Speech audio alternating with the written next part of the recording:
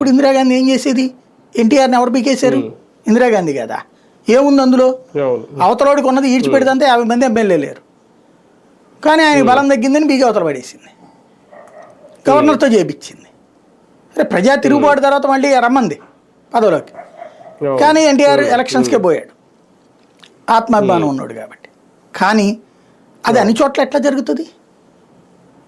ఇప్పుడు కేజ్రీవాల్ లోడైపోయారు కదా, అట్లాంటి క్రియేషన్ ఉండొచ్చు కదా ఫ్యూచర్లో.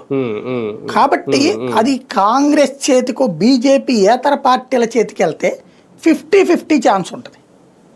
50% నిజాయితీ ఉంటుంది, 50% మోసం ఉంటుంది. వ్యవస్థల్ని, రాజ్యాంగబద్ధ వ్యవస్థను దుర్వినియోగం చేయడం వాళ్ళకి తెలిసినంతగా మరి ఎవరికి తెలియదు.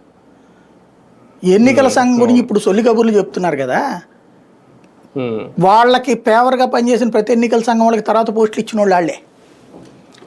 సుప్రీంకోర్టు జడ్జిగా లా కూడా చదవని వాళ్ళని పెడతారని మీకు తెలుసా?